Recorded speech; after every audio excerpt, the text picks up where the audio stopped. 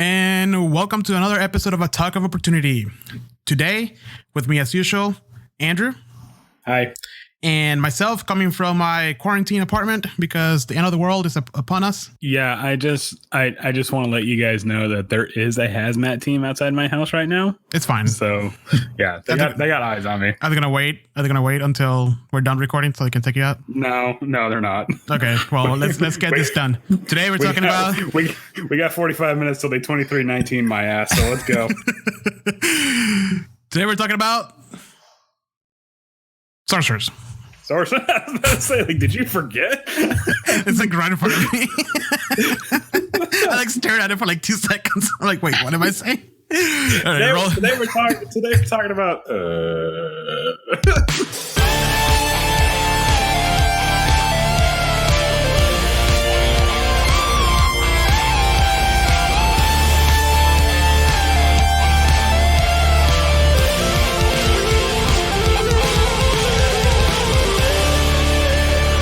Andrew. So we're talking about Sorcerers. We got done with the first 3, the worst classes. Yeah, we got through the slog. That is, well, actually, the Ranger was really fun. There's a lot of discovery there. Druid. I mean, I'm not saying it was terrible, but I had a good time, and the Warlock was pretty cool. Yes, I agree. We learned a lot for sure. But today we're talking about Sorcerers and their cool magical powers. Yeah, magical powers. So there's actually oh, you know what? Would you mind if I got up and got my 3.5 ebook real quick? Because I want to make a point. You're ruining the podcast. I'm gonna do it anyways. Hold on. Waiting for Andrew. Waiting for Andrew. Andrew is gone. I'm feeling that air. This would really suck if we were live. We're waiting for Andrew. Hey, I'm back. Oh, hi. Okay, so. But before we get started, we gotta talk about our drinks of choice for today. Yeah, like I said, our government issued beers that they give us towards the quarantine, so they can keep us drunk and stupid. All right. Always ask questions. Follow the money. Don't believe anything, not even science. It's the reptilians. All right, we're gonna play the game that we always play. You gotta guess what I'm drinking. Are you ready? Okay. Okay, so it's a bottle. Yeah. It's a bottle that you use a bottle opener for, so it's not a mainline beer. Okay. What color is the beer? I'm gonna say it's in a green bottle.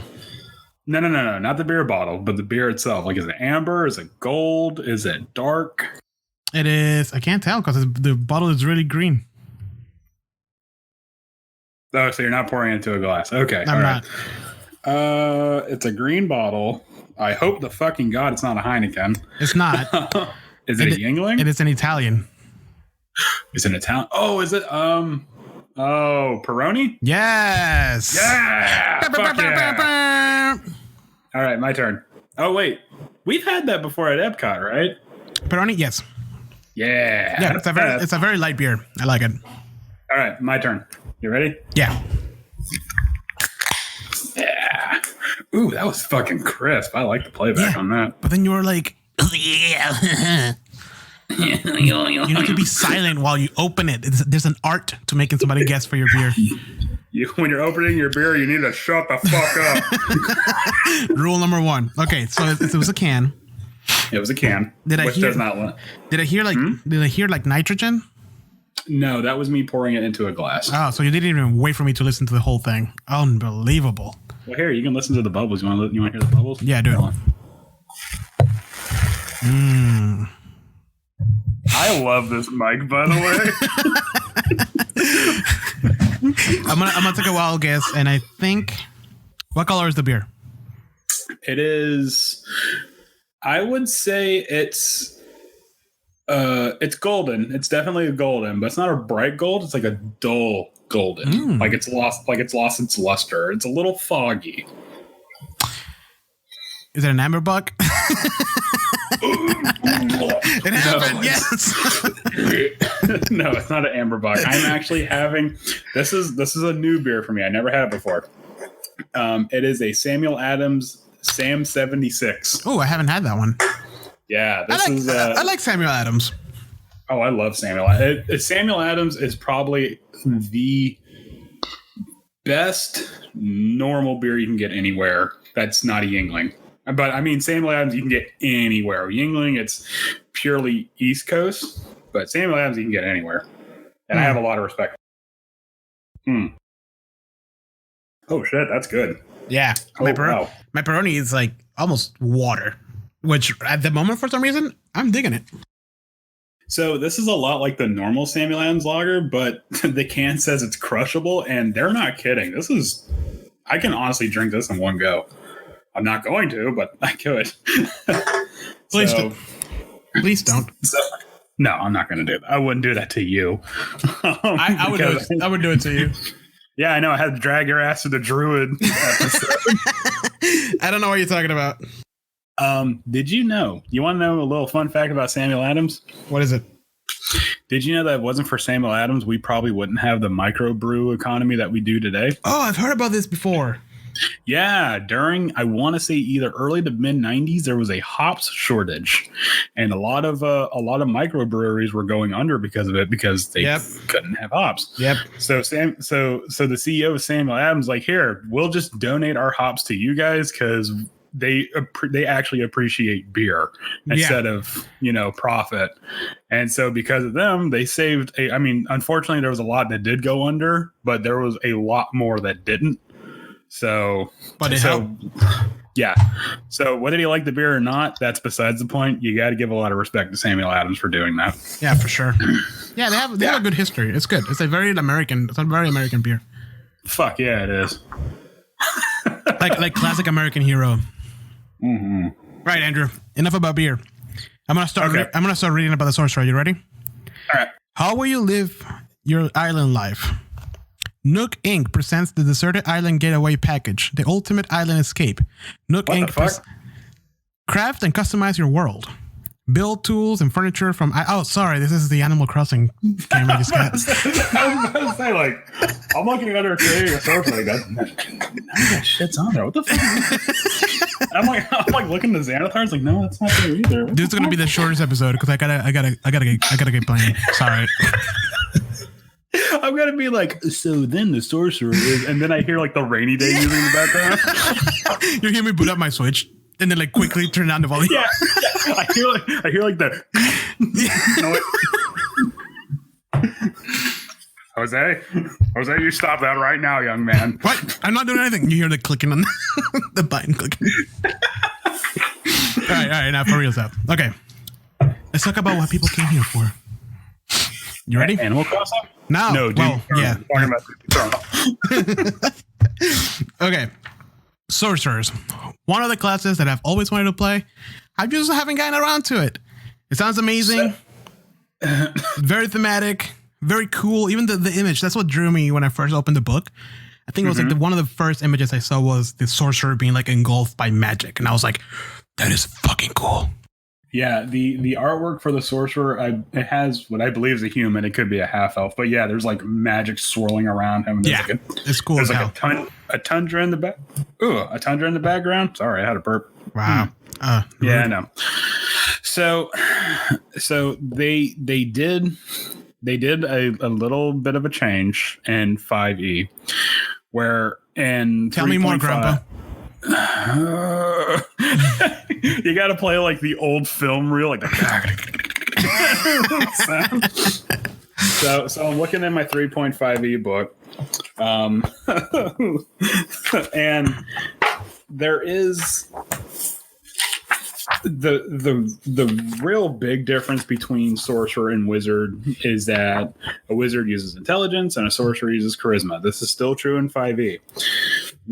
And another big difference is that, and this is true in both editions as well, whereas a wizard has a sort of bank of spells, their spell book. Yeah. And they can only prepare X amount of spells at a time. the spells you get as a sorcerer are just the spells you get. Like that's it, flat. Like you don't the spells that you know versus the spells that you prepare are kind of like a 1-to-1. Is that 3.5 or 5? That's both. Yeah. So it's let me see. Yeah, you know 2 level spells of your choice from the sorcerer spell list. And then it says spells known. I'm reading from the 5e book. And then it says spells known, and then that's it. Like that's all the spells you know. Whereas the wizard, you can if you know, quote unquote, if you know enough of the wizard spells, you can know all of the wizard spells, but having how many are prepared is completely up to you. Right. And but you can change them when you level up, right? Let's see. Yeah, it's like right at the bottom. It says additionally, when you gain a level in the class, you can choose one of the sorcerer spells you know and replace it. Right. So it's one. It's not currently. Yep. So it's not really so much, and that's a big takeaway when you're playing a sorcerer is that there's a lot more to consider when you're picking your spells, because you're like, once you know it, that's pretty much it until you level up. Right. So the best way to approach that is just to like think of like what your character is going to be, like the theme around it, and stick with it. And I think, and that leads into the Twitter, or no, sorry, the tweet from Mike Merles, because somebody asked Mike Merles, like, hey, why do sorcerers only get these spells and not these spells, you know? Right. And if you really want, I can go over the list of spells they don't get, because it's extensive. That's fine. Okay. So, you mean you don't want me to, or you do want me to? Maybe later. Okay. All right. So Mike Merle said, oh, well, the whole idea that we had for a sorcerer is that he's a simple blasty wizard.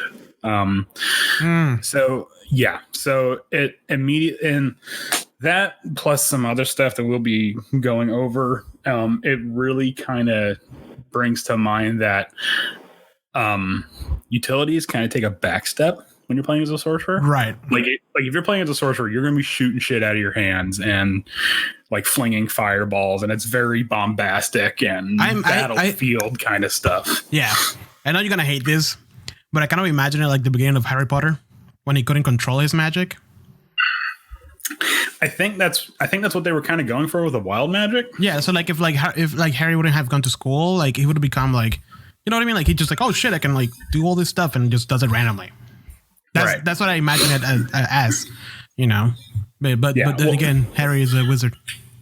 He's not a fucking wizard. Anyways, but yeah, that's pretty much what they have sorcerers as. It's, you know, warlocks, they get their magical powers from another worldly being. Right. Wizards, they get it from knowledge. Sorcerers, they are just born with it. It's innate. Like they're probably the closest thing to like a mutant. Right. That the 5e lore has, where it's just they know these things, so they can just magically, you know. Yeah. So it kind of brings to mind that the idea that you learn spells, you're not really so much learning spells, you're just like you've unlocked. You level up, you unlock them. Yeah, you know. Yeah, it's a very cool concept, and that's why I kind of want to play one, because for as much as I love wizards, I feel like they're broken because of that. You can change your spells as you go. You know, not any other class can do that. You know, like other classes, they stick to, I hit things. Well, I want to hit things really well. Wizards can do a lot, but sorcerers, I feel like you can make a very cool thematic. And if you stick with it, you play it well, you role play nicely, it could be a really cool sorcerer. I would definitely say that if this is your very, very first time playing, and for whatever reason you're not using pre-generated characters and you want to play as a spellcaster, I would say go with sorcerer, because it's not bare bones. I wouldn't say that, but it is kind of boiled down. Yeah. It's more streamlined. Yeah. You know, it makes it's a lot easier. And I think that was why I use sorcerer so much more in 3.5, because fucking 3.5 is already crunchy enough as is. I didn't need any more. Yeah. It's like, here's what you get, you know, and that's it. You don't have to worry about changing them or like thinking of different things. It's like, this is what you do it. Right. Yeah. Yep. So yeah, the sorcerer is, the idea I kind of get for sorcerer in 5e is that it's meant to be sort of on the front lines alongside the, you know, the fighter and the ranger and the barbarian, doing like a whole like back to back, like, you know, Like the fighter's the front line, but then the sorcerer like comes out from behind, just blam, like shoots the guy in the face with a firebolt or something like that. He's the geek, the wizard is a nerd. Yeah, exactly. Yeah, he's cool. So. Yeah, but okay, no, yeah. So that kind of like explains a little bit of like the theme of the sorcerer, like what it's all about. So let's talk a little bit about what you get. Right, let's go down or up the levels really. Well, actually, let's start from the very, very beginning because I have one slight problem with the 5e like suggested rules. Okay, it's like okay, so charisma should be your highest ability score, obviously. Blah blah blah, followed by Constitution because those are your two saving throws, Charisma and Constitution, which is very weird because that makes you actually more susceptible to a lot of spells, which I mean I guess kind of plays with it because like you don't actually know magic, you just have magic. So, anyways, but then it says follow with the Hermit background. And I'm like, that's for the quick build though. Yeah, exactly. Well, that's what I'm saying, and I'm like the Hermit background that doesn't. To me personally, that doesn't seem to fall in line with the sorcerer. Yeah, because the hermit is supposed to be like a loner. Yeah, more like a charlatan. I think a sorcerer will play nicely with. I was actually about to say a charlatan or maybe sort of like a folk hero. Ooh, that could be too. Maybe a folk hero. Yeah, but like the one kid in town who like all of a sudden, the town was being attacked and through the distress dealt upon him, he like snapped and boom, Right. Well, I mean, the only thing is that folk hero, it's not, weirdly enough, it's not very charisma based. It's more like survival. Which is like one of these things not like the other. Oh, by the way, a little addendum to the previous episodes. We said that there are saving throws accompanied with the backgrounds. That was completely wrong. That was 100% false. You said that? I did, yes. So I fucked up. This is my correction corner. Wow. And I believed you, even though I don't remember you saying that. Well, that's all right. Yeah, the hermit is a weird choice. I wonder why. Yeah, why they picked that. Charlatan would be a much better choice. Yeah. So it is what it is. But from the very start, you get some cantrips because you're a spellcaster, and of course you're gonna get some cantrips. Mm-hmm. You get 4 of them. Yep.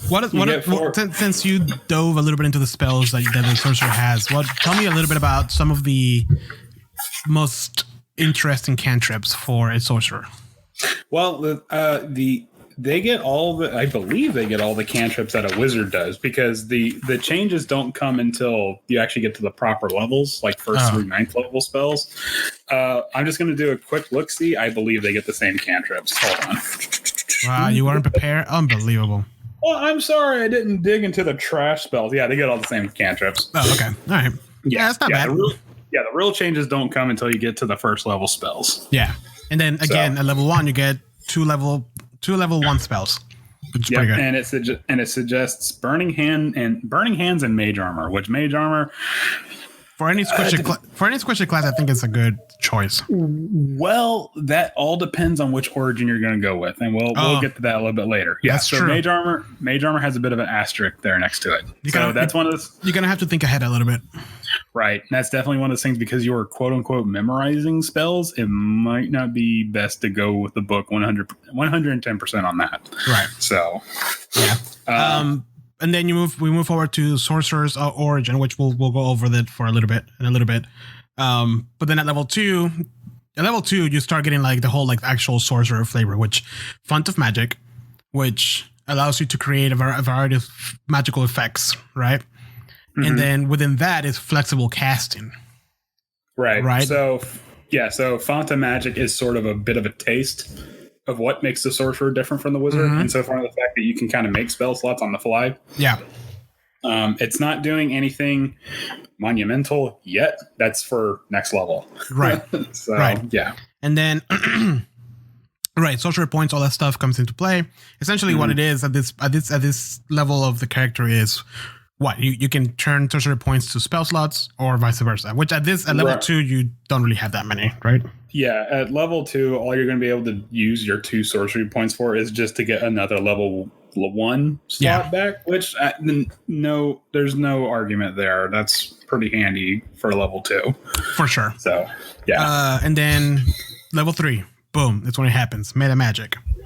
this is where the sorcerer completely divulges. Well, not completely, but like strongly divulges from the wizard insofar as what they can do. Yeah, and I find it really interesting because I don't think I've had a sorcerer in any of my games so far, but I have a lot of wizards, a lot of well, not a lot of warlocks. We had a warlock, which is happening right now with Curse of Strahd. And it's usually, it always comes down to like, oh, the wizard has a really powerful spell, and then when he's about to cast it, I always ask, that's going to hit everybody in the room, and they're like, fuck. Yep, so that's where the meta magic comes in. Yep. Like, nope, don't worry, I got this. Yep, and essentially at this point, what you're doing is just using your there's different values for all of this, but you're using your sorcery points you gain the ability to craft the spell up to your liking, right? Right. And that is what I think is so freaking cool about the sorcerer. Yeah, it's described in the book that your innate like nature with spells allows you to sort of twist things. Yeah. Yeah.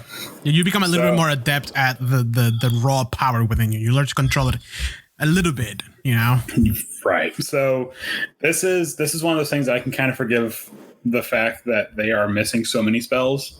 Right. It's because they do have the ability to kind of take the spells they do have, tweak it a bit, change it around. Right. So at level 3, correct me if I'm wrong. Level 3, you gain 2 of the following meta magic, right? Mm-hmm. And then you get another. Yeah. And then you get another one at 10th and another one at 17th. Yeah, so there's 8 of these, so you're not going to be able to get all of them. So you do kind of have to think about which ones you want. Right. So let's go down the list. We can alternate, but the first one is Careful Spell, which essentially is I think it's one of the most useful ones, especially if you're going to go with it's a blasting class. So essentially, what you get to do is you protect your friends from being affected by any spell that you're casting. Yeah. So it's like, hey, I got Fireball. This is the precise moment. Suck it, wizard. Check it. Boom. And then it blows up around everybody. And then you see like that, the fire engulf everybody else, but your friendly creatures, except for that one guy that you don't like. Yeah. Well, I mean, because it's the number of people you can save is up to your charisma modifier, which even at level 3, it should still be at least a +3. Yeah. Which for most parties, that's plenty. Yeah, exactly. So if there is that fourth guy, more than likely that fourth guy that you're not going to be able to protect is probably behind you. Right. Or the ranger is really far away, or like, it's just not within their blast range. Or it's just the barbarian. I can take it. Don't worry about me, bro. I can take it. Fucking barbarians. So then the second one is Distant Spell, which you increase the range. No, actually, this is really neat. So if you have, if there's a spell that has a range of 5 feet, it doubles the range to 10 feet. Okay, cool. But if you have a spell that has a range of touch, the range of that spell goes to 30 feet. So I mean, it's not the same. Well, it might be. When we get into Xanathars, we'll go over that. But say if for whatever reason you're a sorcerer and you have Cure Wounds, Cure Wounds is a touch spell, which means you have to go up and touch them to cure their wounds. Right. No, you don't. No, you don't. You can save that movement and just be like, I got you. Yep. Like all the way across the battlefield. So yeah, geez, I'm sniffing. God, I'm sorry. Andrew, we talked about this. I know. I'm going to stop playing for those breathing classes. They're not working. But after Distance Spell, we have Empower Spell, which eventually it increases the damage of your spell based on your charisma modifier, which is pretty cool. Now, you re-roll the damage for your spell. You do?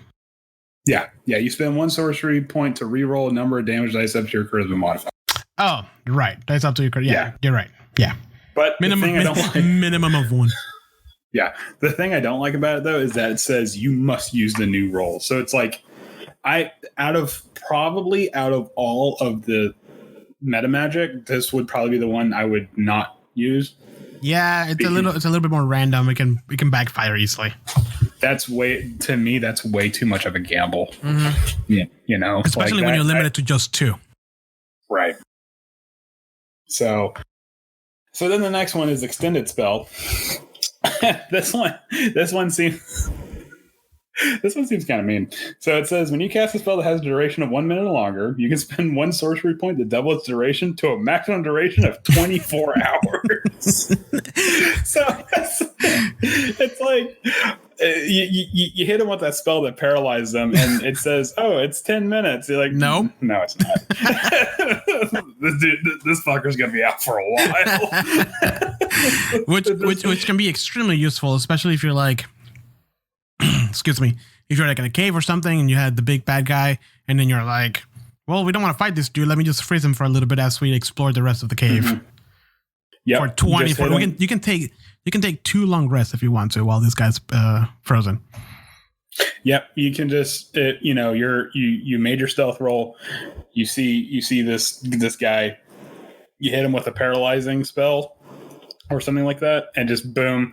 And you know what? It says it lasts for 10 minutes. I'm just going to put an extra point in there. So now we got 20 minutes. That's more than enough time for us to get the fuck away. Yeah, exactly. So yeah, that one could be that one could be really useful.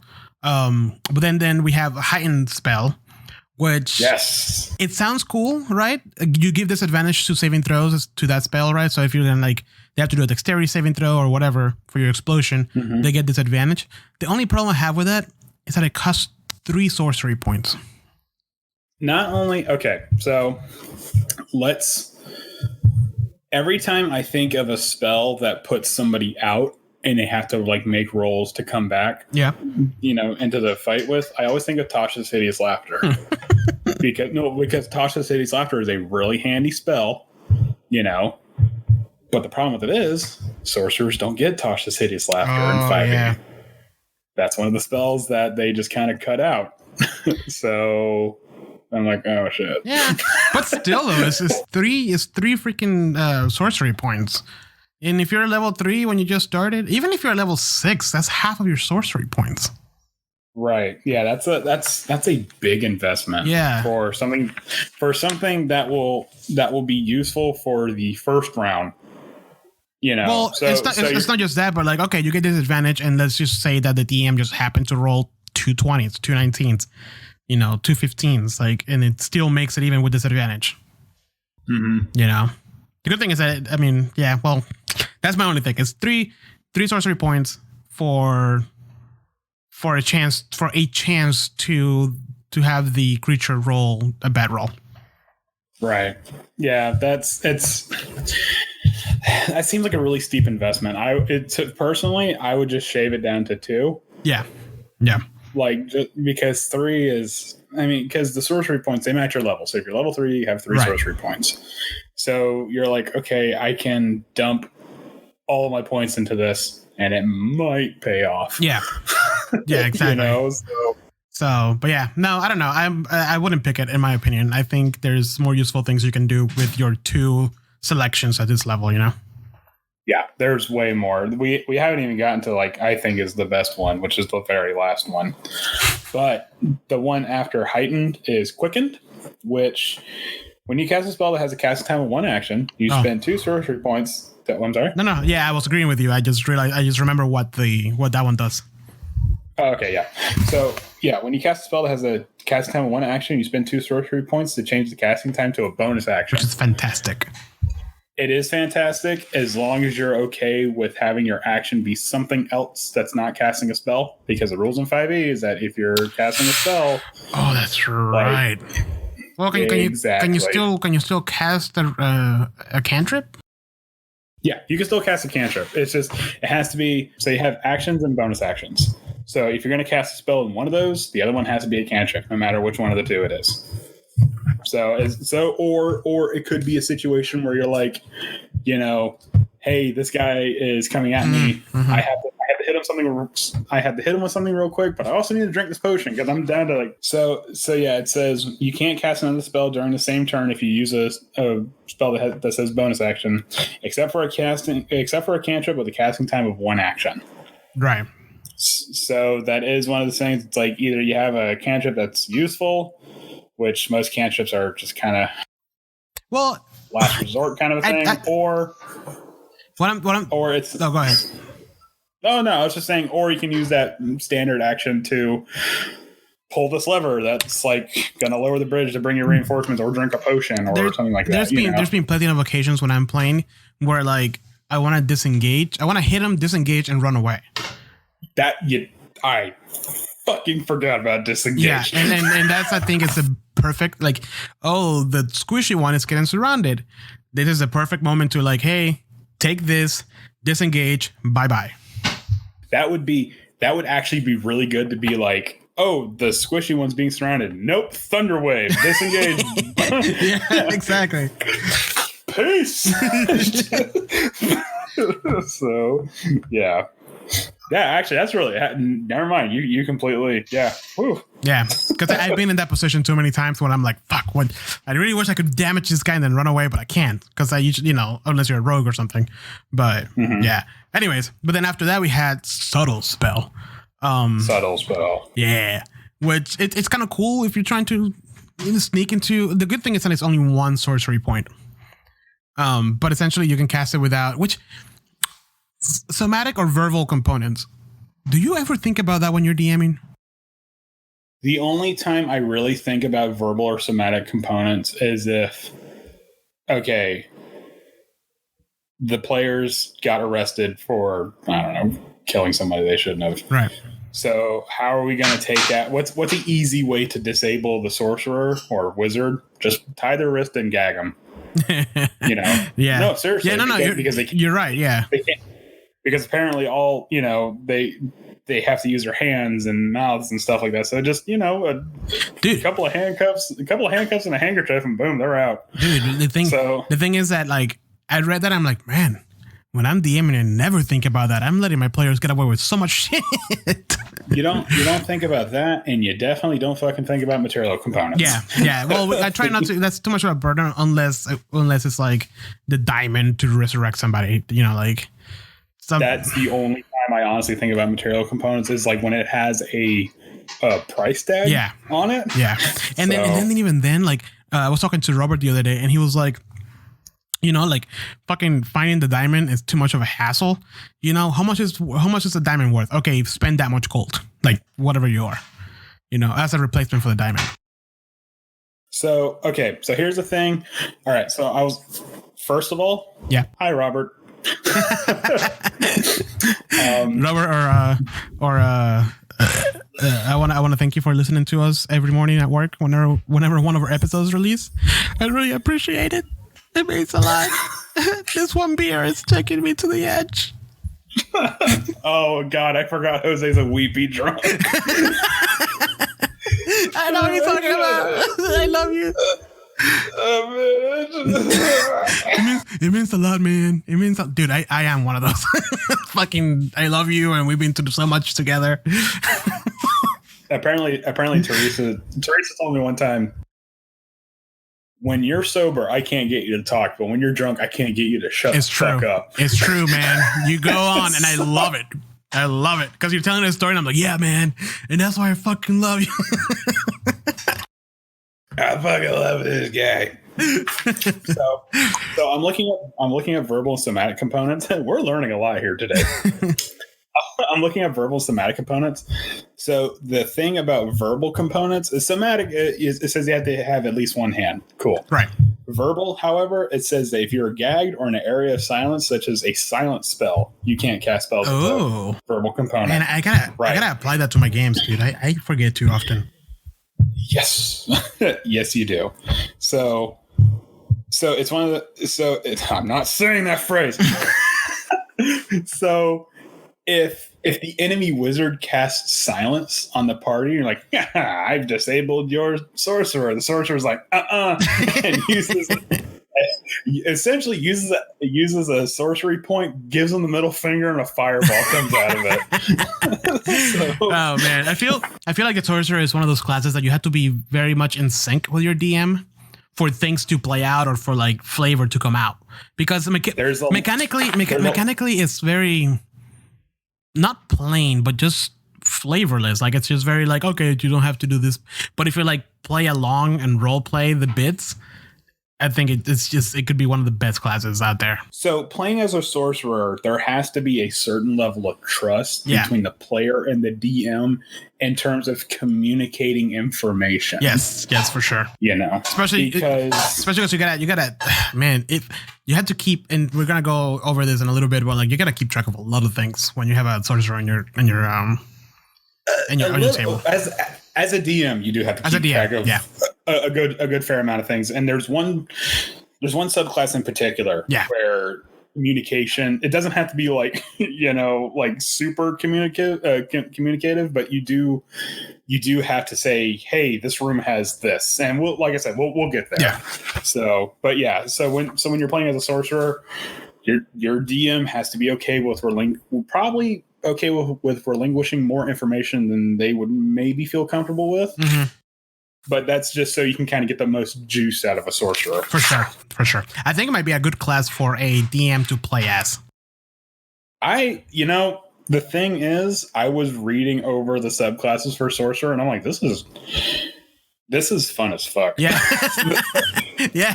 But like as a player, you might not understand what the DM, or somebody who hasn't DM before might not understand like the intricacies of being behind the screen. But as a DM, you can appreciate that stuff, and you can let the other DM know. And if you're cool, you'll role play certain things. So you're like, you make the very big distinction of like, my character doesn't know this. The sorcerer is okay. So if we really had to break it down, the wizard is like the Godfather. Yes. It's a phenomenal movie. It's entertaining. It's got a little something for everybody. The sorcerer is like the Fast and the Furious. It's fun. It's fun. Just turn your brain off and enjoy it. Yeah. Because you're right. I agree with that 100%. Okay, so we haven't even gotten to the best meta magic yet, which is Twin Spell. Okay. All right. So what does Twin Spell do? Okay, so on to the Sorcerer's Origins. No way. Okay, so Twin Spells is you have to spend a number of sorcery points equal to a spell level, and what that does is that it hits a second enemy. Yeah. Now the thing about it is that there's not a lot, but there is fine print for this. And so far in the fact that certain spells like Magic Missile and Scorching Ray aren't eligible. And that's because in the spell description itself, it says Magic Missile shoots, I think it's like 3 missiles. 3. Yeah. And Scorching Ray, I think, does the same thing, right? It shoots 3. Yeah. So it's like you can't add another enemy onto that. Yeah. Because that's unfair. Yeah. But if it was Lightning Bolt and Fireball, area effect spells aren't affected by that either. It has to be one target. Okay. Yeah. Well, yeah, so it kind of makes sense because, especially for like Magic Missile, that already does what Twin Spell does. You can select multiple targets. So if it was, let's see, what's a good one? Not fair. Like Witch Bolt, because Witch Bolt hits one person. Right. So you can use that meta magic to now have 2 lightning bolts, and then you have unlimited power. No, nice. Yeah, and actually looking at it, there's really not a whole lot that would be handy with, because a lot of the sorcerer spells are, well, no, I guess no, like Hold Person maybe. You can hold multiple. Yeah, you would definitely have to. You would definitely have to break down the spells and see which ones, because I think a lot of people is that when they see twin spells, you're like, sweet, I can hit 2 people with the damaging spells. But like, no. You need to look at the mechanics. Sometimes those mechanics are handy too, because if you can use hold spell on 1 person and then use it on 2 people, that might neutralize like the threat. That's right. Yeah. I agree. And again, like you have to know, like I said in the beginning, you have to know what you want this character to be from the get-go, so you can build it up to that.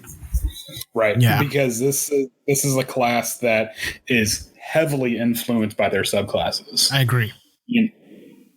Yeah, because you have some classes where the subclasses is more like flavoring, but this is where you have at 3rd level, it is a huge split on which class you want to play as. Yes. So level 1 really. Oh yeah, that's right. Yeah, it is level 1. Wow. I'm sorry. Unbelievable. I'm used to subclasses coming in Level at 3. Yeah, no, I know. Speaking of which, so the first one on the list is Draconic Bloodline. And Draconic Bloodline is your granddad was that bard. Pretty much. Let's read the flavors because I actually like reading the flavors. I mean the intro text for these. So I'm gonna read the Draconic Bloodline. Are you ready? Let's hear it.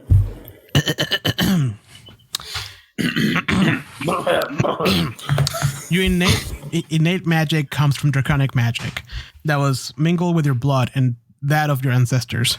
Most often, sorcerers with this origin trace their descent back to the mighty sorcerer of an ancient times who made a bargain with a dragon, or who might even have claimed a dragon parent. A bargain, quote unquote. Some of these bloodlines are well established in the world, but most are obscure. Any given sorcerer could be the first of a new bloodline as a result of a pact or some other exceptional circumstance. A pact. Stop making this dirty, man. This is a PG-13-18. Your dad fucked a dragon. I'm sorry. How does that even work? Well, chromatic dragons can transform. Whatever. Maybe it was just... No. Metallic dragons can. I'm sorry, metallic. Yeah. However, I would say chromatics should be able to. No, that's too much evil, man. DM's fiat. So yeah, essentially, this one is it's Dragon Heart. Yeah, exactly. Yeah. Okay. Go. So at level 1, yes. At level 1, you get to pick what your dragon ancestor was. Yes, which dictates your damage type. Exactly, and this is something that right now you're like, why does this matter? But it comes in handy later. Right. This is also like a weird sort of like, what alignment was my family? Man, my family is really fucked up. Because if you come from a bad family, you'd probably pick like Black dragon. A red dragon. A red dragon or something like that. Dad gets angry when he drinks. Oh God. I mean, you don't have to, but to me, that's what it feels like. Well, because there is a good and an evil dragon for each damage type. There's really only like 4 damage types, but then there's a good one and an evil one. Yeah, and again, what doesn't kill you makes you stronger, right? Because right after that, getting a beating from your dad, you get draconic resilience. Well, hold on. What? You're forgetting something. What am I forgetting? The dragon ancestors, you get to speak, read, and write draconic, and then you get your charisma proficiency is doubled when you're speaking with dragons. Who even cares about that? Level 1. Who even cares about that? There's no dragons in Dungeons and Dragons. If you're talking to a dragon at level 1, you got bigger fucking problems. Yeah. Well, I was thinking like how is this going to pay off in like level 1? I'm like, well, maybe the village has a dragon. It's the village elder kind of a thing, but it's a dragon. It's an actual dragon. Hey, it could be fun, but that'd be pretty neat. Like an adult gold dragon looks over our village, and that's why you're a dragon born. You're a bastard. Don't think into it. Don't think too much into it. Oh shit! But yeah, you get draconic resilience, which increases your HP by 1, and then you get an extra 1 every time you level up. Yeah, so it's a +2 to your constitution. Essentially, it doesn't affect your modifier, but it does affect how much HP you get. And then there's another bit of text on here that I really like, and I made a note of it. It says parts of your skin. Yeah, part of your skin are covered by a thin sheen of dragon-like scale. How cool is that for a character art? Yeah, you know what I mean. And then your AC equals 13 plus your dexterity, so you become a tough boy. Well, this is why I said don't quite go with the spells that they tell you, because 13 plus dex, that's mage armor. Yep. So you get free mage armor at level 1. Yes. Which just it's a free permanent mage armor, which then allows you to free up a spell slot. So, right. Yeah. Yeah. And then I mean, The only problem is that you get eczema. So there's that. And that's treatable, whatever. It's just yeah, just get some cream for it. It's fine. But excuse me, I need to refill my prescription for my eczema. Oh no. There's no pharmacy here. We're in the middle of a dungeon. Just grab, if there's oozes nearby, just grab one and just use the black pudding. It's fine. Moisturize it. That's good. I don't want to think about that. All right, moving on. Then you get elemental affinity, which essentially you can add more damage to types related to your draconic origin. So, based on the spells that you pick, once again, if the spell has like a specific type of damage, like lightning, whatever, fire, poison, force, whatever. Well, there's no force here. Whatever, acid, whatever, all that stuff. Essentially, since if your draconic origin, if your dragon ancestor type matches that, you get to deal more damage, which is pretty cool. Right. So it's something that's like if you have a blue dragon ancestor, you should be using lightning bolt. Yeah, exactly. Because it's thematically appropriate. Right. And then you get your charisma modifier to it. Which it could be helpful because if you pick, depending on what you pick, it dictates the spell. So it kind of like narrows it down to what you should pick. So it makes it even easier for like a new player who wants to be a spellcaster type. Right. And I feel like the draconic bloodline it's oh shit, what's the word I'm looking for? It's like training wheels. I can see that. Yeah. I mean, in the best way possible. I'm not saying that like the player that's picking is stupid. It's a good no. It's a good introduction to spellcasting.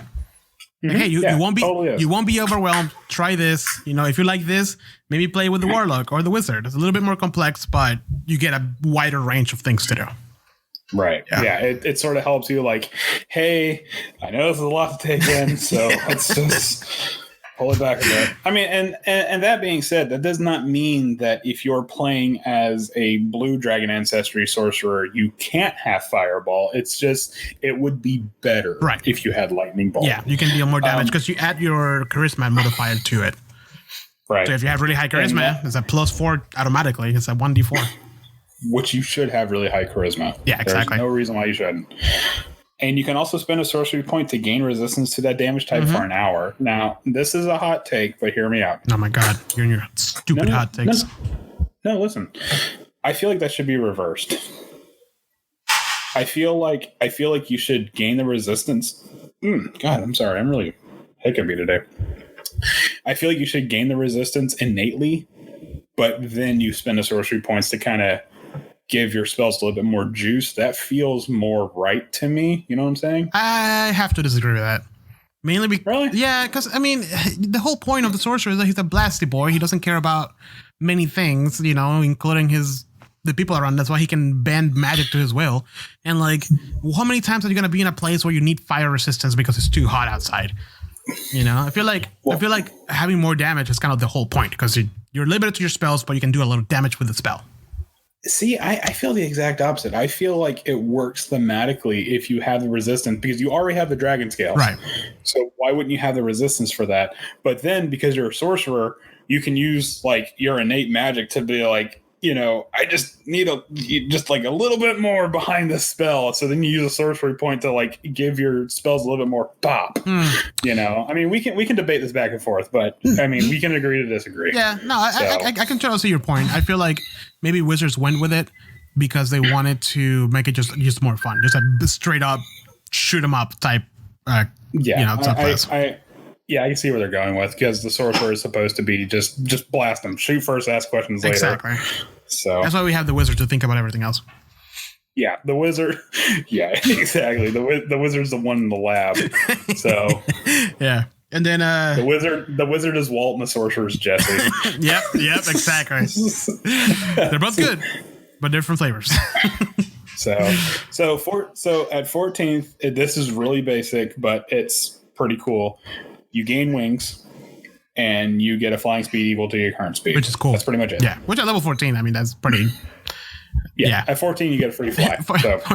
What I always imagine when I read that is like a really beefy guy, right? Because he's a draconic bloodline. So I imagine him a little bit more bulky than a regular spellcaster. But then the wings that he summons are like really tiny wings.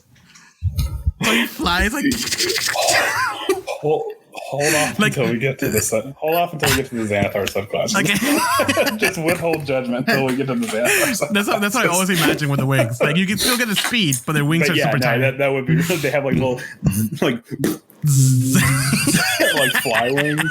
Yeah, love it. So the only thing is that you can't wear armor while you have these wings, but as a sorcerer, you probably shouldn't be wearing armor. Do you even have proficiency in armor? What did you hear? What? Oh God, you clipped out. What did you say? What? No, I said that. Do you even have proficiencies in armor? Yeah, you don't have any. It says none. Yeah. So you already have the free mage armor at level 1. So why it's kind of a given. You're not going to be wearing armor. Yeah, you have a draconic resilience anyway. So yeah, So, and then level 18th, you get draconic presence. Which do you want to explain to the fine folks at home what draconic presence is? You're essentially a very scary boy, and you can frighten and charm creatures within 60 feet around you. Right. Yeah, that's pretty much it. Like your presence as a dragon, like it's exuding from you, so people are like, "Holy shit!" Mm-hmm. There's some checks for that, but it's like, what is it? It's 5 sorcery points though. Fuck. That's a lot. Oh, at level 18 though. That's still more than a quarter of your sorcery points. Yeah, and then they still have a saving throw too. Mm-hmm. And the thing is, if the creature succeeds the saving throw, they're immune to it for 24 hours. Right. Well, at 18 you should have pretty high modifiers enough to like. That is true, but it's also using wisdom, which wisdom's pretty. I mean, it's. You would definitely, you can't just pop this at random. You have to kind of set it up first. Right. Yeah. Unless you're fighting goblins, which if you're fighting goblins at 18th level, whatever, you do you, man. Yeah. I mean that's pretty much it for draconic bloodline. You're just tougher, scarier, and you can deal more damage. This is the DPS class. For within resources. Of the two subclasses, the draconic bloodline I feel is the safest choice for sure. And then we have wild magic. You want to read the? So yeah, wild magic. Your innate magic comes from the forces of chaos that underlie the order of creation. You may have endured exposure to raw magic, perhaps through a planar portal leading to Limbo, the elemental planes, or the far realm. Perhaps you were blessed by a fey being or marked by a demon.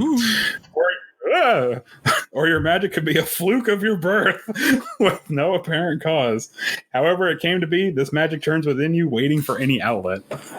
So, not gonna lie. In my notes, I put for as a reminder what this is. The quote from Deus Ex was, "I didn't ask for this." Yeah. And I love this whole thing because as you read it, you realize that this is just fucking random.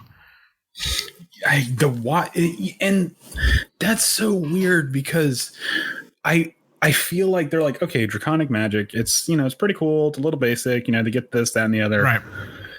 And then they just like did a rail of coke and like, fuck it, let's do wild magic. The fuck is a Sonic? What the fuck is a Sonic? Yeah, exactly. Saying wild magic is essentially what Harry Potter was before he went to school. True. Yeah. So essentially, what you roll? So you roll a d20, and a natural one, some random effect happens. Yeah. Anytime you cast a spell, level 1 or above. So cantrips, you're okay. But when you cast a spell, which is fun. And I had a sorcerer. Oh, I did have a sorcerer once. It was Arvashis. He was playing one. Howard's girlfriend. And we didn't get too far. Or was that you? No, she was with me. I haven't played a sorcerer. Yeah, no. Okay, so yes, and I will have to remember.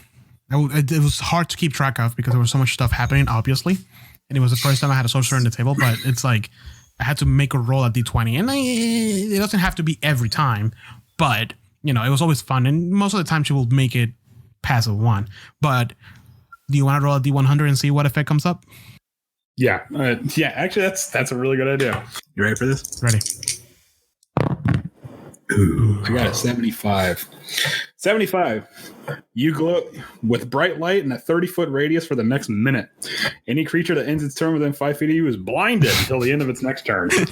Let's roll it again. See what it sees. I just imagine like the party's around. It's like, you know, I cast fireball, and the whole party's like nice little group. What the fuck? I can see you guys are in the Underdark, and you're like, guys, I'm going to cast invisibility on myself. All right, I'm going to roll it again and see what happens. All right, dude. I got 63. 63. You cast Fog Cloud, center on yourself. All right. And then I got 40. 40. Where's the 40s? Oh, you regain 2d10. Oh, so there's a good ones here. I thought it was just like random like crap that to make you to hinder your. Oh no. There's some good ones here, and then there's some really bad ones. Like 7 through 8 is you cast fireball on yourself. 85 is you. 87 is you cast fly on a random creature within 60 feet of you. I just imagine like a goblin like just randomly in like an alcove minding his own business. Just to fly it. That goblin's like, holy shit.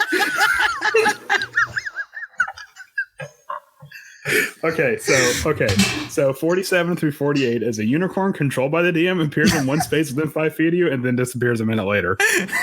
Why? Hello. Pure of heart. And then disappears. And level, if you get 100 though, like 99 or 100, you regain all your expended sorcery points. So that's cool. At 61 to 62 is for the next minute, you must shout when you speak. I'm sorry, guys. I can't help it. I have a really strong voice. The player has to yell. Oh yeah, I'm like, no, you are fucking role playing that. Yeah. Oh shit. I mean, I wouldn't actually do that if they weren't comfortable with it. But well, obviously, you know. Some of these are really handy, and some of these can completely fuck up whatever operation you were going for. You gained resistance to all damage for the next minute. 71 and 72. Yep. Damn, that's a free potion of invulnerability. Yeah, dude, that's great. So. Yeah, I love these, man. Like it's a lot. It could be. It's like a really safe deck of many things. Right. Yeah. And I would say, excuse me. I would say for a short adventure, this would be fun. In the long run, yeah, I'm not entirely sure. I mean, you do have to roll a 1 on a 20, so there is that. But it's just. Oh, I thought it was just at a 1. Huh? No, if you roll. No. If you roll 1. Yeah, that's what. Sorry, I meant to say. I said you have to roll 1 on a 20. I meant, okay. On a D20. I should have specified. Oh, okay. So yeah, so I mean there is that, but again, this could be something that like your group is painstakingly like planning this out, and you roll a 1, and the whole thing goes sideways.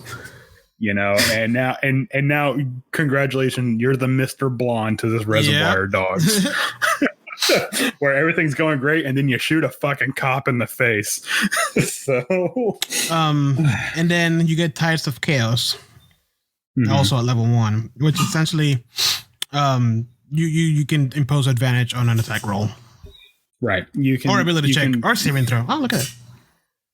So, the big problem with that is that you get advantage on certain things.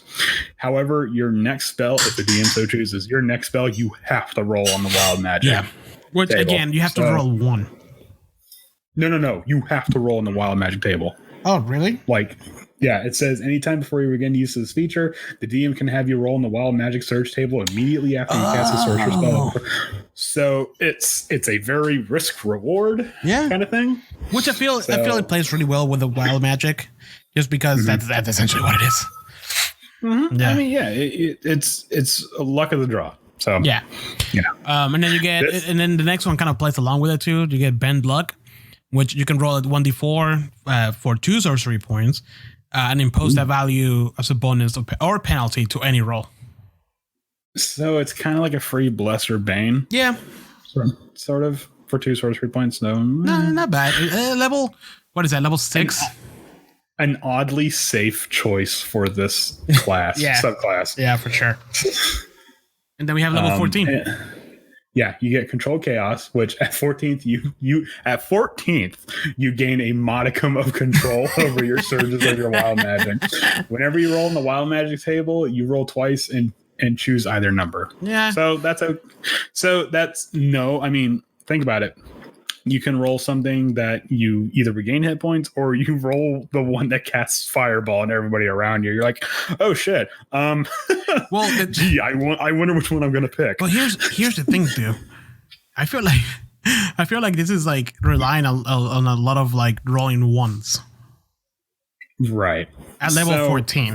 What are the chances? I mean, I know I roll pretty low most of the time, but like natural ones are very rare. No. For wild magic, for the wild magic surges, you're not rolling with modifiers. You're just rolling a 20. I know. A D20. I know. So I mean, there's a 5% chance that you could still be, this stuff could be happening. That's you rolling bad or not is not pertain to how I could be a level 20 character and rolling for shit. No, I know that. It's just that's not the problem. I'm just saying, like a 1. Like I can't remember like the last time I had a natural 1. You had a natural 1 the last time we played Curse of Strahd. No, we didn't. You don't know that. Then, yes, I do know that. Oh, do you have proof? Do you have the video to show me? Yes, it's on Twitch. Is it? Because I deleted that disaster of a show. Subscribe to our Twitch channel. atalkofopportunity.com. Fuck. Yeah, it's a talk opportunity.com. But then, shameless. Yeah, we have one. Please believe us. And then level 18, spell bombardment. Mm-hmm. Which, if you roll a max number on any damage dice, you get to roll that dice again and add the damage to the previous one. So it's like a spell crit? Yeah. Which I'm okay with. Yeah, that's but like, again, at level 18, like... okay. No. You have to be careful which spell you're using it on. Because if you're using it on a fireball, you get an extra 6 damage. But if you're using it on whatever spell has like a D10 or a D12, then you get a little bit more pep out of it. So you just have to be careful. Don't get caught in the excitement. Yeah. Of I rolled, and then you roll an extra D6 for that fireball into 1. Like, woo. So I mean, wild magic. I feel like it's a lot of fun, but like you said, not on the long run. Because even the class itself, the level 14 and level 18, not really that useful or that comes into play too often. I feel if you're playing a wild magic sorcerer, it's either you're going to be rolling on the wild magic surge table a lot or not at all, because it's purely luck based. Yeah, exactly. And knowing my luck, I would be playing a wild magic sorcerer and none of this shit comes up. Yeah. I think guess what? I'm just playing a subpar spellcaster. I'm like, shit, I could have been a wizard. Yep. I should have gone to school like my dad told me to. Why does my parents have to be right all the time? Fuck, I hate it when it's right. Shit. All right, so then let's get into the Xanathars subclasses, where these are a little bit more esoteric. One thing I like about the Xanathar book is that they have artwork for each one of the subclasses for each class, obviously, and it gives you like a pretty good idea. I like that because like I love artwork in books, and for as much as I love the PHB, they had to put a lot of information there, so they didn't have enough a lot of space to give you a better picture. Well, reading through the Xanathar subclasses, I felt like for some reason this is when they felt like the Wizard of the Coast writing staff felt like they can have fun. Yeah. So. Let me read the Xanathar thing. Divine, arcane. What difference does it make? where magic comes from. You got it or you don't. Fortunately, I've got it. Oh, I got loads of stuff. it. I also really like. That's all right. I also like the quote under Sorcerer is practice and study are for amateurs. True power is a birthright. Going along with what you just said.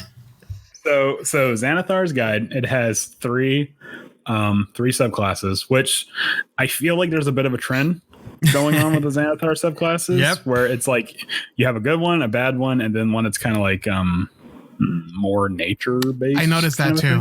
That's funny you say that. Yeah. So you have the three. You have Divine Soul, Shadow Sorcerer, and it's called Shadow Magic. Unbelievable. What the fuck ever. Shadow Magic and then Storm Sorcery. Yeah. Yeah. So let's just dive into the first one. Okay, let me read the flavor for Divine Soul. Okay, don't trip all over it. Okay. Thanks. Now I'm nervous. Right. Sometimes the spark of magic that fuels a sorcerer comes from a divine source that glimmers within the soul. Having such a blessed soul is a sign that your innate magic might come from a distant but powerful familial connection to a divine being. Perhaps your ancestors was an angel, transformed into a mortal and sent to fight in the god's name. Or your birth might align with an ancient prophecy, marking you as the servant of the gods or a chosen vessel of divine magic. A divine soul with a natural magnetism is seen as a threat by some religious hierarchies. As an outsider who commands sacred power, a divine soul can undermine an existing order by claiming a direct tie to a divine. In some cultures, only those who can claim the power of a divine soul may command religious power. In these lands, how do you pronounce that? Actually, I don't know. I know what it means, but ecclesiastical. That word. Ecclesiastical possessions are dominated by a few bloodlines and preserved over generations. I did so well until that one. We could do that. Like in English, I know. You know how I am with like anything that is like divine and like godlike. In these lands, economically positioned are. Oh shit. Anyways, the only what draws me to this subclass is that you know how I am with like anything that is celestial and angel like and all that bullshit. I kind of dig it. You're a good Christian boy. I'm a good Christian boy. Yeah. I don't drink and I don't have sex. Yeah. So the thing. Never mind. I'm not going into that. So when said like, oh, maybe your ancestor was an angel that turned into a mortal, my first thought was Zeus. Oh. Damn it. Okay, so this is something I really, really was like stoked about when I saw it. I was like, holy shit, divine magic. Yes. So it's you get a cleric spell based on your alignment. Yep. That was a mechanic, which I don't know if they're doing a callback to it, but that was a mechanic in 3.5. Which, if you're a cleric, based on your alignment, you can only get certain spells. So, like if you're an evil cleric, you can't get certain healing spells. So, I thought that was really neat. Yes. Oh God! I thought for a second you're like he didn't hear it. No, he didn't hear a fucking word of that. That's awesome. No. I think I like it. I like the fact that you get to pick from cleric spells. I dig it. And also that alignment gets a bit more mechanical play besides being just flavor. Right. Because in 5e it is a lot of flavor, which I kind of like, just because like people play it differently all the time. So like it should evolve. Right, naturally. But I feel like alignment in 5e has taken a very big back step. Yeah, very, very big for sure. Right. So okay. Then after that you get favor by the gods, which is hold on. Do you want to go down the? Don't get ahead of yourself. Do you want to go down the list of spells that you can get? Yeah. Okay. So I don't really, but good. Wow. Okay, then I'll just make it. No. So, Go for it. okay, well. So if you're good, you get cure wounds, evil, inflict wounds, lawful, bless, chaos, bane, and then neutral, protection from evil or good. Seems about right. Yeah. Yeah. So you can only pick one of these. So if you're lawful good, lawful, or good. Right. Can't be both. Right. So, yeah. I dig it. All right. Anyways, that's it. That's all. So essentially, your sorcerer can now be a healer. Yep. More or less. Which is essentially what this class is. Which is another pattern I've been noticing with the Xanathar is that there's always like a support class. Right, or at least a sort of quasi support class. Yeah, they try because you're never going to beat a fucking cleric, but still, I feel like the more supporting classes are sort of meant to take the pressure off the healer, so that way they're not just healing. Yeah, no, I agree. But talking about healing, you get favored by the gods, which once per short rest you can roll 2d4s and add that to a failed saving throw or attack roll. Yeah, which is a double bless. Yeah. Which that on top of bless. Pretty much. which means you get, wait, does bless affect just you? Anyways, if it does affect you as well, that means you get 3d4s. Yeah. But even then, even normal base 2d4, that's a +8 to your attack roll. Yeah, I'm not. No, I'm good. And then let's read a little note from the Xanathar. Why do so many celestial things have bird wings and infernal things have bat wings? It seems arbitrary. There should be a bat angel. Whoa. And then underneath that note, there's a picture of a chubby little bat angel. Yeah, and I love it. which is essentially a tennis ball with ears and wings. Yeah. So, all right. So then at 6th level, you get empowered healing, which whenever an ally within 5 feet of you rolls dice to determine the number of hit points a spell restores, you can spend 1 sorcery point to re-roll any of those dice once, provided you are incapacitated. Yep. Which means you might be able to help them out with healing a bit. Yep. If somebody, which happened to me, if you roll a freaking 1, you go, nah, bro, here you go. Yeah. Hey. Throw them a bone. Not as great as favorite of the gods, but it can't all be 11s. Yeah, and it still helps though. And then at level 14, you get otherworldly wings, which is mechanically just the same as draconic wings. However, do you want to read that last little snippet for otherworldly wings? The affinity you chose for your divine magic feature determines the appearance of the spectral wings. Eagle wings for good or law, bat wings for evil or chaos, and dragonfly wings for neutrality. I like the dragonfly wings. So there's your little fly wings that just look. Oh shit! Love it. Yeah. Okay, so this last one I feel was like unfair. What do you mean? Do you want to read it? Read it. Just read it. You can heal yourself as a bonus action when your hit points are less than half. No. As a bonus action, when you have fewer than half your hit points remaining, you can regain a number of hit points equal to half your hit point maximum. Yeah, that's what I said.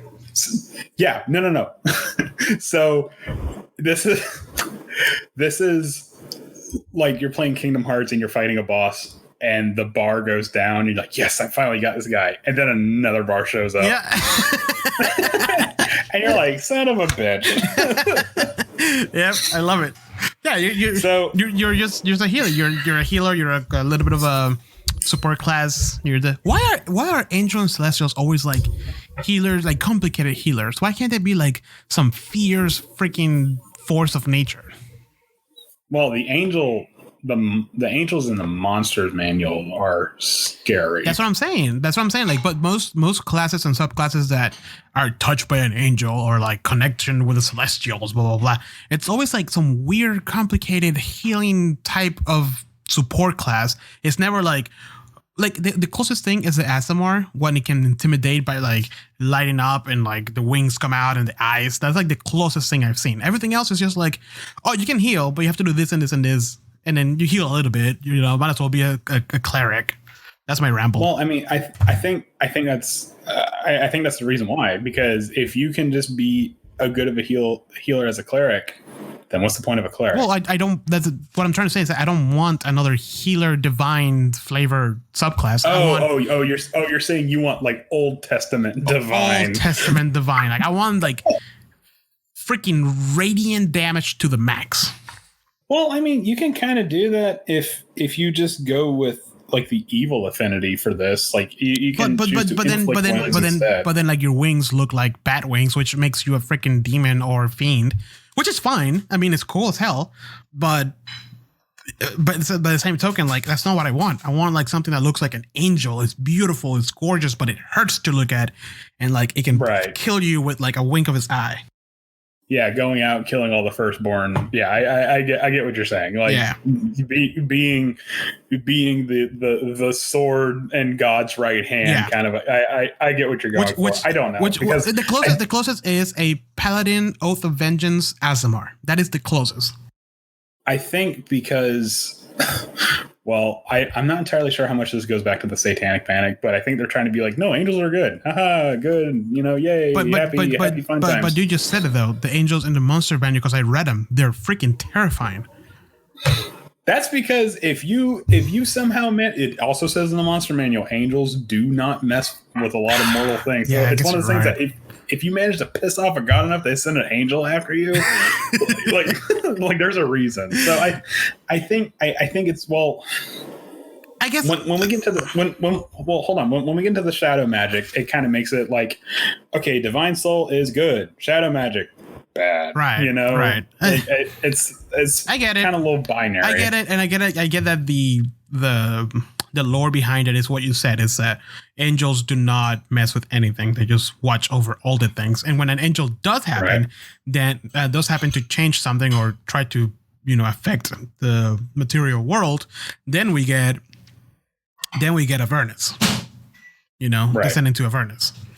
So yeah, it's almost always canonically, if an angel has interfered with anything or gotten involved with anything, things have gone to shit real bad, real quick.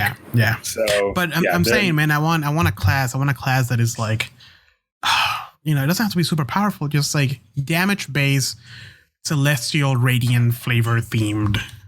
Like it doesn't even have to be that like the god is angry and wants to kill all the bad things. It's just a very powerful, good aligned being. But anyways, that will be probably another episode or maybe another class that I haven't read. Let's move forward to. Now we got that ran out of the way. Let me get another beer.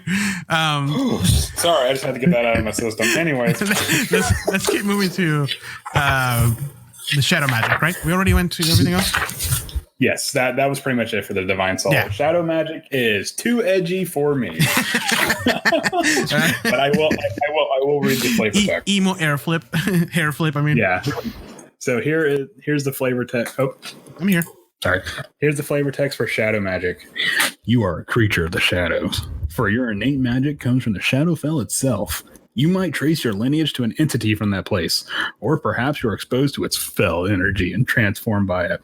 The power of shadow magic casts a strange pall over your physical appearance. The spark of life that sustains you is muffled, and it's I can do this as it struggles to remain viable against the dark energy that imbues your soul. At your option, you can pick from a roll on the Shadow Sorcery Quirks table and create a quirk for your character. I love these quirks so much. Some of these are like super edgy, and some of these are just fun. Number 6 is my favorite.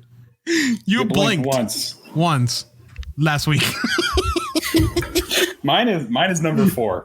Your heart beats once per minute. This event sometimes surprises you. Yeah, and number 5, I think, is actually Vesemir. You have trouble remembering that living creatures and corpses should be treated differently. God, can you not fucking put down the corpse? Yep. Yeah. 2 is kind of creepy. What's 2? You are. Oh, yeah. You're asleep, you don't appear to breathe. That's what it is. Like, I can see the party like, is he dead?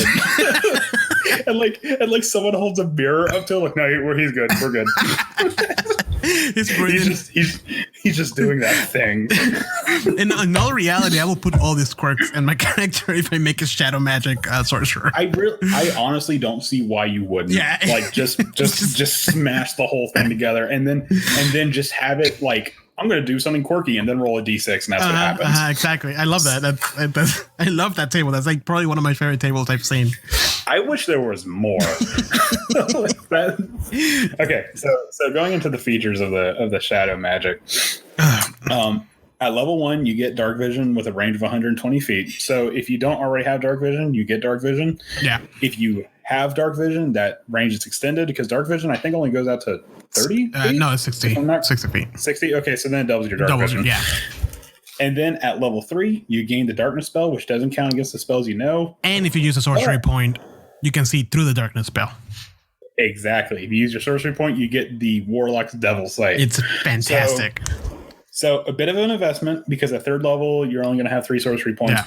But you can fuck some shit up. Yeah, you just pop darkness. It's everywhere, but you're the only one that can see anything. Mm-hmm. You know, because magical darkness at level 3 is like it stops the situation because no one should be able to see through magical darkness at level 3 unless you're a warlock. That's true. And you have the devil sight. So essentially, what's that one scene? Oh God, there's a scene I'm thinking of where like someone turns off the lights in a movie and just like fuck. You know, and he has like the night vision goggles, but nobody else does. It's right. God, what am I thinking of? Oh, this is gonna kill me. Fuck. What I'm remembering is that he's like getting ambushed or something, but then he was prepared to turn off a light. Oh man, we're gonna be thinking a long time for this. Nah. Anyways, let's move forward. I'll come back to us. Yeah, it's gonna be something. So at 14th level, you get it's gonna be at the end of the episode when the music rolls out. It was Daredevil. No, it wasn't. No, it wasn't Daredevil. Although there was a scene like that in the comic book of Daredevil. Oh man. So, anyways, but then and then you also at level 1 you get Strength of the Grave, which is essentially you decide not to die and then you roll to see if you don't. Strength of the Grave. Ooh, so edgy. Ooh, too edgy for me. Starting at 1st level, your existence in a twilight state between life and death makes you difficult to defeat. It's not a phase, Mom. So Hound of Ill Omen is essentially a sort of shadowy version of Mordekainen's Faithful Hound, which sorcerers don't get. So it's you essentially make a shadow direwolf that gets temporary hit points equal to your sorcery level. The hound is targeted towards one person. So it's kind of like Hunter's Prey. So you just focus on one person. It moves through objects and terrain as if they were difficult terrain. Sorry, it moves through objects and people as if it was difficult terrain. And at the start of its turn, it automatically knows your target's location. No. So even if it tries to hide, it can't. There's no way it's gonna. It just knows. Yeah. So it does attack on its own initiative, and it only attacks. Sorry, it acts on its own initiative, but it only uses its action to attack. Right. And then while the hound this is the neat part. While the hound's within 5 feet of the target has disadvantage on saving throws against spells that you cast on. Because it's so scared. Because it's spooky. So it's. Do you see? Do you see the senator's note? Sometimes I disintegrate my own shadow when I see it because I think it's a different beholder. And the piece of paper is on fire. It's burnt. So this would be really neat if you did couple that with the Hunter's Prey for Ranger. Yeah. Where you're just, especially if this is like a boss battle scenario where you're just targeting one unfortunate dude. Yeah. And he's just getting pummeled with a bunch of stuff. It could be very helpful. So at 14th level, you get Shadow Walk, which I love. You can essentially just teleport from dark place to dark place. I just imagine him like he steps into the darkness and just fades and pops. As he's fading, he pops backwards from the other shadow. It has to be, yeah, exactly. like he walks backwards from one and walks forward from another, like really creepy, without blinking. So at first I was like, man, this is kind of a waste because fucking shadow monks get this at level 6. So then I'm like, wait a minute, no, hold on. First of all, shadow monks don't have a lot of ranged attacks, unlike a spellcaster, but a shadow monk moves 60 feet, whereas a shadow magic sorcerer goes 120 feet. That could be a big difference. That's true. Mm-hmm. So, pretty neat. Kind of creepy. And then you become the ultimate emo. Oh my god. Starting at 18th level, you can spend 6 sorcery points as a bonus action to magically transform yourself into a shadowy form. That's the name of my band, by the way. Umbral Form. Umbral Form. Look us up on Bandcamp. Don't actually. I'm so sad. So very, very sad. We hate you. Please die. It's not a race. In this form, you have resistance to all damage except for force and radiant, which makes sense. And you can move through other creatures and objects as if they were difficult terrain. You take 5 force damage if you end your turn inside an object. You remain in this form for 1 minute. It ends early if you are incapacitated or you die, or you dismiss that as a bonus action. So I can see this being really cool for a quick getaway. Yeah. Or I don't know. I think it can really make a battle for the sorcerer. Well, it's actually level 18 too. You're not going to be running away from anything at level 18. That's true. And this could also probably help you get through like the door that is bursting with glyphs of warding. Well, also like moving around the battlefield with people having disadvantage on you and like and then like just moving through everything. And you gain resistance to all damages. Oh, resistance. Yeah, resistance to force and radiant. So yeah, this is really cool. Again, you would kind of have to think outside the box a bit. Yeah. But I can see this being really handy. Yeah, for sure. Okay. So that's the shadowy super emo version. Oh my god. Of the sorcerer. It's so dark. So very dark. It's so fucking edgy. I can't believe My Chemical Romance is back. I'm so fucking happy. I bought my $444 back of the line top last seat, all the way to the top that I can't see anything, but I'm gonna be there for $444. The only thing, my nose ain't gonna be the only thing that's bleeding back in those seats. Well, that turned dark real quick. Well, I mean, anyways. So then we get into the Storm Sorcerer. Yep. Which your magical powers come from the weather. Yep. How are you feeling today? You want to read the flavor text? Yeah. Your innate magic comes from the power of elemental air. Many with this power can trace their magic back to a near-death experience caused by the Great Rain. Okay. But perhaps you were born during the howling well, so powerful that... Oh, sorry, gale. I didn't say well. During the howling gale, so powerful that folk still tell stories about it. Or your lineage... Fuck. I can't talk right now. Lineage, thank you. Might include the influence of a potent air creatures such as jinns. Whatever the case, the magic of the storm permeates your being.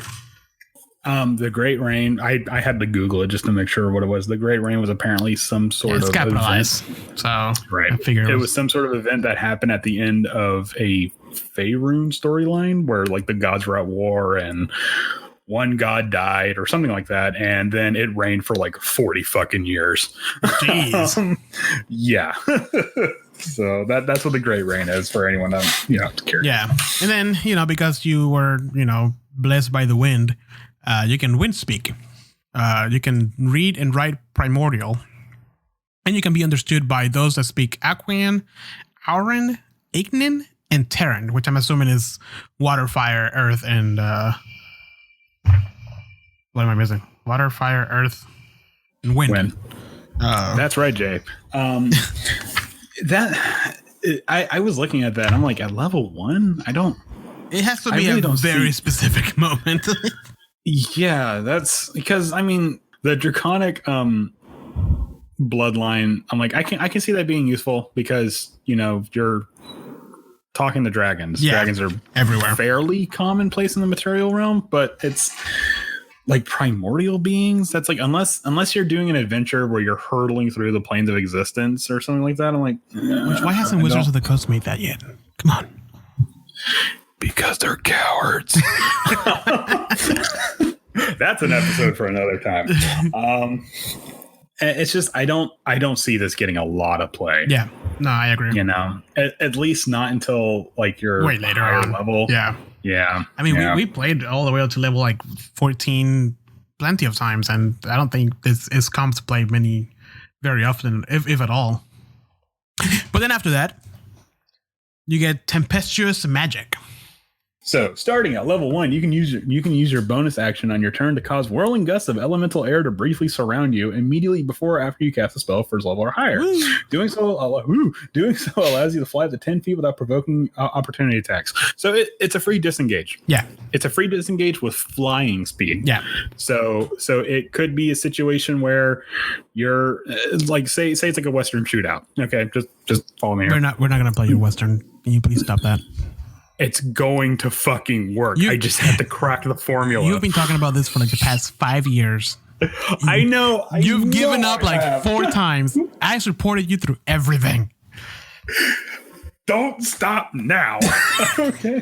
But I'm just okay. So but no, like the traditional Western shootout, like there's buildings on either side and you're standing in the middle of the road. Yeah. You cast a spell and then you use disengage to fly up to one of the balconies that's 10 feet, or something like that. Right. And your opponent is a melee based enemy. Well, guess what? They can get fucked because, every time you cast a spell, well, hold on. Yeah. Every time you cast a spell, you can just fly 10 feet away from them and disengage. Yeah. So you're essentially playing keep away with them. Wow, that's really fucking annoying now that I think about it. As a DM, that would be a headache. just fucking stay still. Yes. And then you get wow. And then you get Heart of the Storm. Is he gonna shut up anytime? Okay, yeah. And then you get Heart of the Storm. No. I agree. I can totally see that. Like, fucking every time you're gonna get hit. Well, can you use it more than once though? It says you're using it as a bonus action. Oh God. Yeah. So it's only when you cast a level spell. So if you're using it on cantrips, you don't get it. Right. Which at level 1 you only have 2 level 1 spells. So yeah, that's not bad. It's a good way to get away from being hit in the face. I can still, especially if you're using a spell that has a touch range, because then you touch them and then you bye. See ya. Bye, fuckers. So yeah. So again, I that's it's not bad. Yeah, I can fuck with it. So yeah. So then you get Heart of the Storm at level 6. Yeah. Which essentially you get resistance to lightning and thunder damage. Hell and yeah. Whenever you cast a level 1 spell, you essentially deal lightning damage. Oh, well, when you cast a spell that has lightning damage, again, you have to pick your spells carefully. You deal additional lightning or thunder damage to a creature equal to half of your sorcerer level. Right. So really break this down and think about it. At level 6, you're going to be doing a +3 to any lightning or thunder spell, which, to be honest, if you're playing something that's called a storm sorcerer and you're not using spells like lightning bolt or thunder wave, you're kind of wasting the theme. Yeah. And resistance is always welcome, no matter to whatever damage it is. That's true. So, and then also at level 6 you get Storm Guide. Here's the cool thing. You essentially get to control the weather. I put in my notes. You can mess with the weather, but not like in a cool storm way. Please explain your answer. Okay, so at 6th level, you gain the ability to subtly control the weather around you. If it is raining, you can use an action to cause the rain to stop falling in a 20-foot radius sphere centered on you. Woo! You can use this effect as a bonus action. If it is windy, you can use a bonus action each round to choose the direction of the wind blows in a 100-foot radius sphere centered on you. The wind blows. This is important. The wind blows in that direction until the end of your next turn. This feature does not alter the speed of the wind. Oh. So I actually did a little digging into this. Okay. I was like 5e Storm Guide. And the main question was, does Storm Guide affect the spell Gust of Wind? Ooh. And the general consensus is probably not. It comes down to your DM. Because as written, Gust of Wind is not weather, it is magically created wind. Right. So if your DM, and this is what I was saying before about, your DM being, kind of generous with the information. If your DM is cool with it, you can kind of divert Gust of Wind. If not, this seems pure flavor unless you're on a sailboat. Yeah. And even then, it better be windy because apparently you can't really affect the speed. Well, if you're on a sailboat, it's like it could be dead air. Are you saying? Yes, that is true. I didn't think about that. But if you're on a sailboat, if you're running an adventure, hold on. If you're running an adventure where you're on a sailboat, is your DM seriously going to be like, well, let me roll a D100 to see which direction the wind's going in? Like, no, it's going to take you from fucking point A to point B. Yeah, you're right. So, oh man.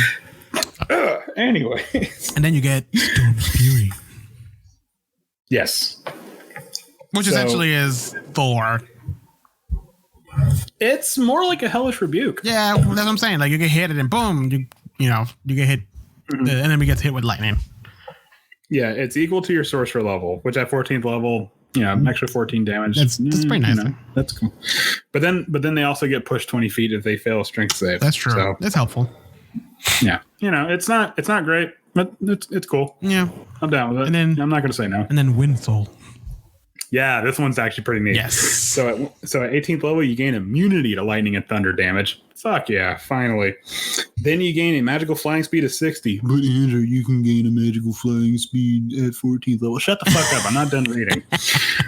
But if you can, as an action, you can reduce your flying speed to 30 for 1 hour and then choose a number of creatures that's equal to 3 plus your charisma modifier, and then they can fly. Yeah, that's cool. So yeah, so now everybody's flying for an hour. We're out of here. Just solve. No, man, fly right up into that Tarrasque's face. Like I'm not. And level, like oh no, the dragon's getting away. No, it ain't. At level 18, you might as well be fighting the Tarrasque.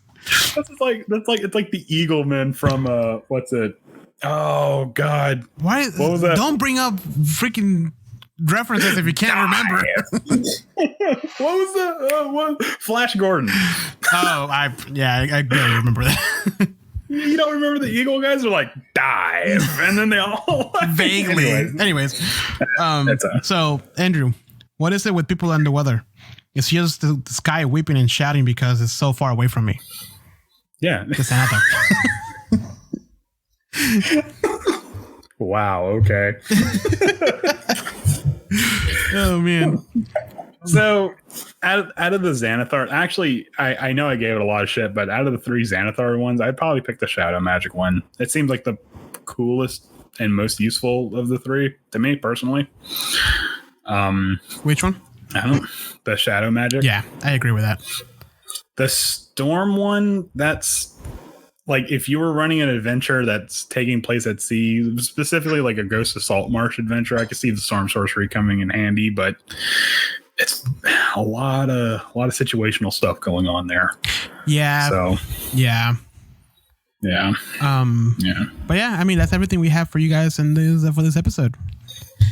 So yeah, Sorcerers still shit. Anyways. No, they're not. They're fun. Andrew, they're fun. You just have to think about it a little bit beforehand. So do you not want me to go down the list of spells they don't get? No, we're not gonna get down the list of spells that they don't get. Well, everybody, thank you for listening to us and bearing with our crap and listening to our rambles. I hope you learn a little bit about sorcerers. Andrew, do you have anything to add? Yeah. Do you want to hear the spells that they don't get? No, I do not want to hear the spells that they don't get. Okay, so at first level, they don't get Andrew, alarm. Andrew, grease, please identify, illusory script, follow us, long strider, follow us on social media, from evil and good, leave us a comment, cautious faith laugher, and thank you for listening. Hope you guys have a good one.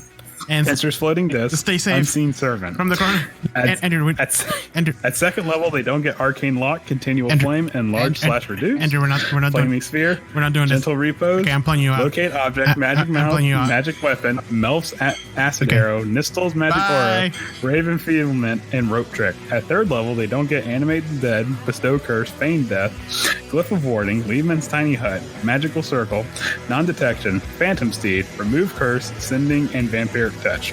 At fourth level, they don't get arcane eye, conjure minor elementals, control water, Ever's black tentacles, fabricate, fire shield, Lehman's secret chest, locate creature, Mordekainen's faithful hound, Mordekainen's private sanctum, Autoluke's resilient fear, phantasmal killer,